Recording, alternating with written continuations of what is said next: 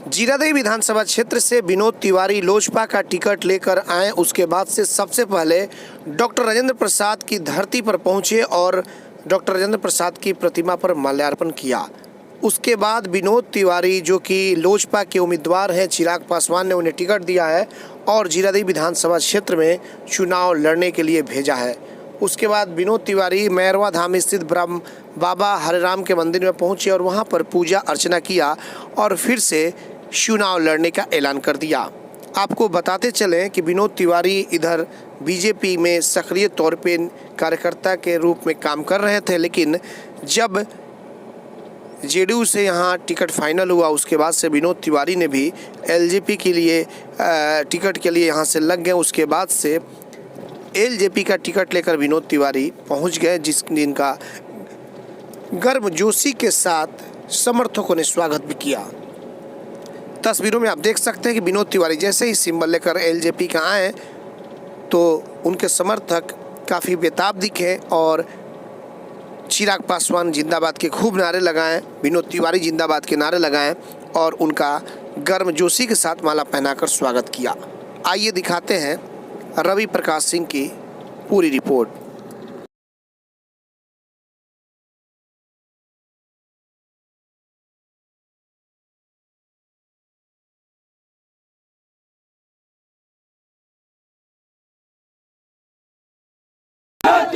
आपकी बारी विनोद तिवारी विनोद तिवारी जिंदाबाद जिंदाबाद जिंदाबाद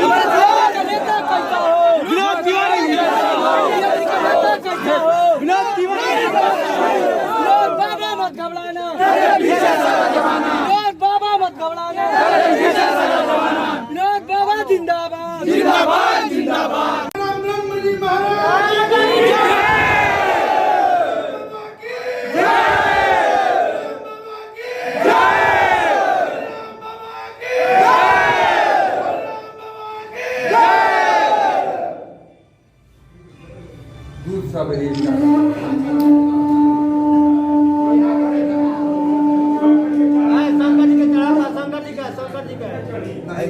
जलवा तक चढ़ा दो, पहले जल चढ़ाइए।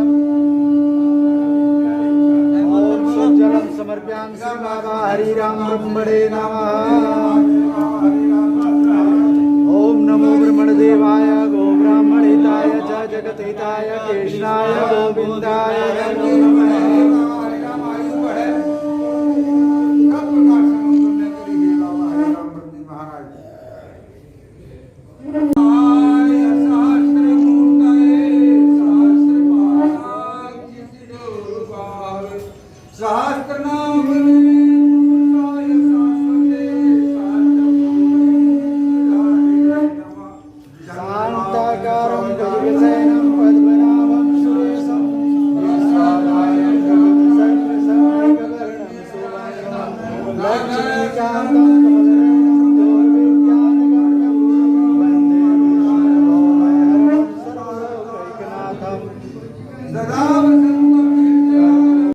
आज देश रत्न की धरती डॉक्टर राजेंद्र प्रसाद की धरती पे उनको सबसे पहले मैं माल्यार्पण करने पहुंचा हूँ और बिहार के नव निर्माण में लोजपा के हमारे राष्ट्रीय अध्यक्ष आदरणीय चिराग पासवान जी ने जो निर्णय लिया है उसकी जितनी भी प्रशंसा की जाए कम ही है। और इस निर्णय के साथ जिस तरह नरेंद्र मोदी जी के साथ देश खड़ा है, अमित शाह जी के साथ देश खड़ा है, उसी तरह बिहार के साथ चिराग जी के पास बिहार खड़ा है। और मुझे आशा और उम्मीद है जीरादेई से आपको टिकट मिला है तो जीरादेई के विकास में किन मुद्दों पर आप चुनाव लड़ेंगे? निश्चित आज तक जो भी चीज़ें यहाँ वंचित रही हैं, जो काम नहीं हुआ है, उसको मैं कोशिश करूँगा कि वो काम पूरा हो। जैसे हमारे इस डॉक्टर राजेंद्र प्रसाद की जो जन्मस्थली है, जो पैतृक भूमि है, घर है, इसको हम चाहेंगे कि देश के मानचित्र में एक अलग स्थान रखे।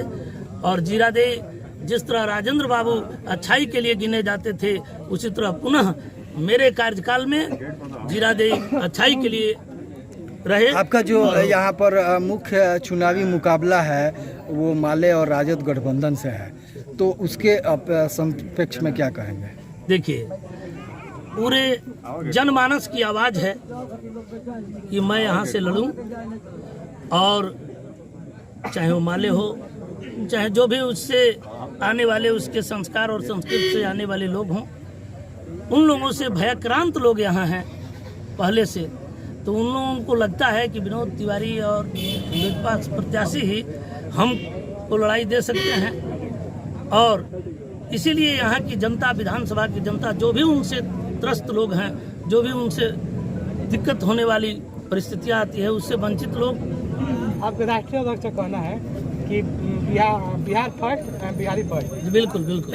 इस पर आप क्या, हम चाहते हैं कि अगर विधायक यहाँ चुने जाते हैं तो जीरादेई फर्स्ट होगा और जीरादेई फर्स्ट होंगे और जीरादेई के वासी फर्स्ट।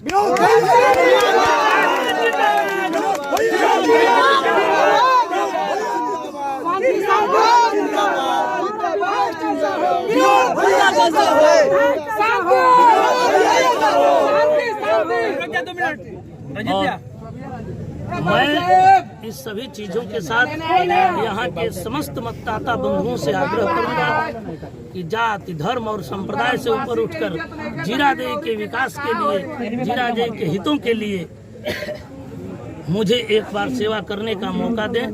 आखिरी क्वेश्चन हम लोग का, कि आपके मुकाबला में कोई प्रत्याशी दिखाई दे रहा है कि आपके मुकाबले में कोई खड़ा है? हाँ, मेरे हर प्रत्याशी कहता है कि मेरे मुकाबले में कोई नहीं है। यहाँ की जनता जो निर्णय लेगी आगामी 3 नवंबर को, पूरा बिहार देखेगा, सीवान देखेगा, जीरादेई के लोग देखेंगे।